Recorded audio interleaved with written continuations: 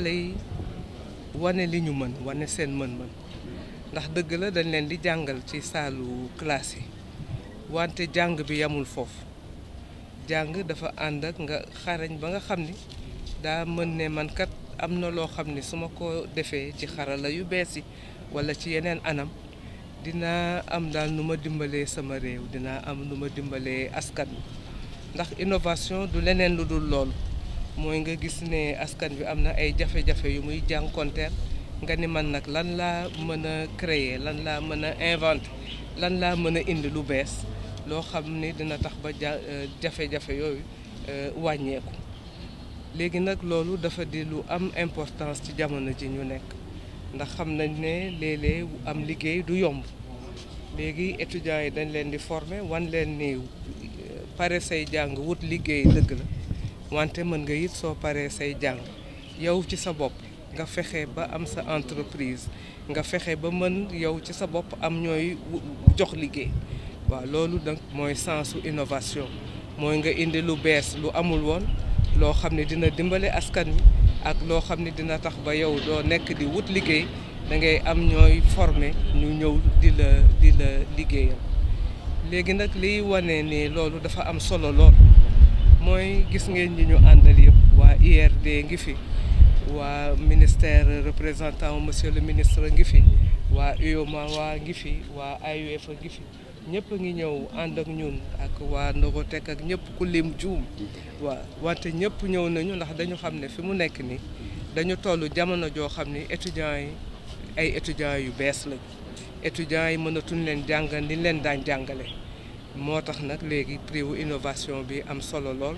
ñuy yaakaar nag ne waa université yi dinañ góorgóorlu ba nga xam ni ku ci nekk daa wane lu bees daa wane sa mën-mën léegi dañuy njëkk sélectionné fukki étudiants fukki projet yi ci gën a xarañ ñoom la ñuy jël buñ leen jëlee nag ñun fii ci université bi dañu am benn incubateur maanaam foofu la ñuy dimbalee étudiants yi am projet fexe ba projet bi ñor loolu moo tax tam incubateur bi dafay jouer rôle bu baax may gërëm nag BHS ak di ko sant ndax moom mooy suñu parrain BHS ren dafay féete seen ñeent fukki atam ay 40 ans nag mu ne ñu nag dinaa leen accompagner loolu it marqué suñu 40 ans may remercier Académie nationale des sciences et techniques du Sénégal ñoom ñooy présider jury bi léegi nag xam ngeen ni loo xam ne Académie des sciences nangu na ko présider boobu day wane du caaxaan voilà léegi daal muy prix boo xam ni ñu ngi yaakaar nag ni dinañ ci am ndam incha allah. waaw partenariat yi daf ci am solo ndax état bi dafa fonk enseignement supérieur at yi ñu nekk ay milliards la état bi di dugal ci enseignement bi macha allah nag ñu am population boo xam ne dafa nekk population bu jeune loo góorgóorlu ay jeunes la ñu am population bu dynamique macha allah loolu di suñu richesse. loolu moo tax mënuñu bàyyi rek état bi yore lépp moo tax université yëpp muy Thiès muy yeneen université yi ñoom it dañuy seet ay partenariat ak privé bi dañuy seet ay partenariat ak ay agence ak ay institution de recherche loolu yëpp dafay tax recherche bi gën a jëm kanam jàngale bi gën a jëm kanam innovation bi tam gën jëm. Bonjour à tous, je m'appelle Marifa, je suis la chargée de la qualité et de la RSE au niveau de la BHS. Alors tey BHS dafa ñëw fii Thiès parce que ci cadre responsabilité sociétale des entreprises ren dañuy fêter sunu 40 ans te 40 ans du âge bu ndaw ci dunda. BHS c'est une société sénégalo-sénégalaise et sunu administrateur directeur général moom il est issu de l'enseignement public. Il a fait toutes ses études ici au Sénégal, dont l'université de Dakar. Il a terminé par l'université de Dakar et c'était pour moom benn façon pour delloo njukkal université bi nga xamante ne moom moo ko jàppale.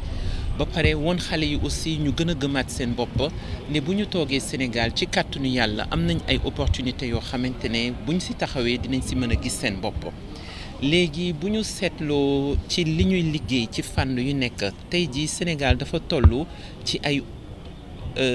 ouverture professionnelle ay ouverture économique yoo xamante ne dañu bëggoon étudiants yi ñu dugg ci pour gën a mën a gëstu gën a mën a seet ay nu ñuy mën a organiser woo pour créer ay entreprises parce que bu ñu nee start-up au minimum ñaar ba ñetti nit la te kooku déjà réglé na benn problème donc bu ñu amee ay groupe yoo xamante ne am na lu ñu créer ñoom dinañ mën a ci seen wet ci seen voisinage dinañ mën a créer jàppale nit ñi ñoom itam ñu bokk ci liy suqali économie Sénégal donc loolu li ñu ñëwoon jàppale tey jii waa Université de Thiès à travers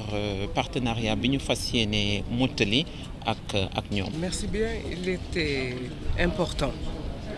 de créer ce prix de l'innovation pour promouvoir la créativité de nos étudiants. Comme vous le savez, l'Université de Thiès est une université de métier. C'est une université orientée vers les STEM. Et chaque domaine d'intervention à l'Université de Thiès est un domaine porteur d'innovation. Et en créant ce prix, nous voulons donc montrer, si besoin en était, à nos étudiants qu'ils sont au centre du système d'enseignement, de recherche et d'innovation, qu'ils sont au centre de ce système LMD qui se veut une pédagogie de la réussite. Et la réussite, elle est multiforme. Et en créant ce prix de l'innovation, c'est le message que nous voulons transmettre à nos étudiants. Et c'est aussi un message de reconnaissance de leur créativité et de leur dynamisme. Et c'est cela vraiment qui nous a poussé à créer avec mes collaborateurs, avec le vice-recteur en charge de la recherche et de l'innovation. Donc c'est pour cela que nous avons tenu à créer ce prix. Et ce prix, nous ne l'avons pas créé seul. Vous avez vu tous les partenaires, toutes les autorités dans le domaine de la recherche, dans le domaine de l'enseignement,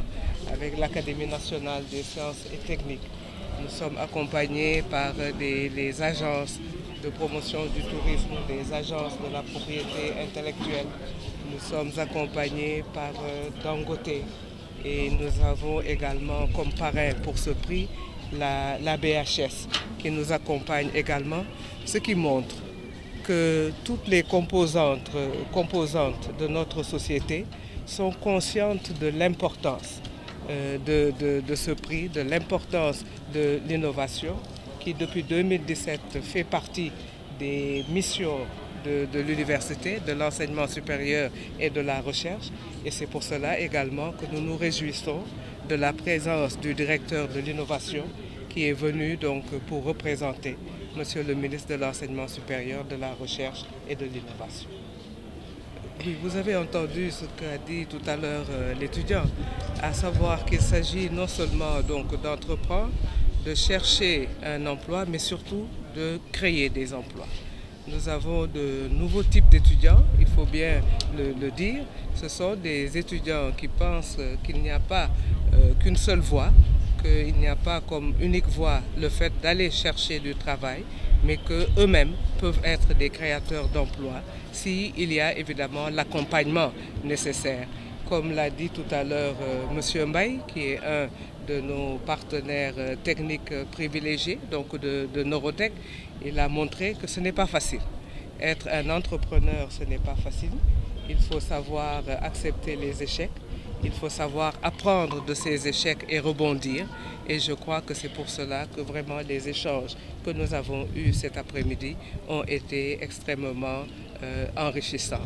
Nous avons la présence de la représentante de l'UOMOA et notre université est une université qui a maintenant 24 nationalités et les pays de l'UOMOA sont fortement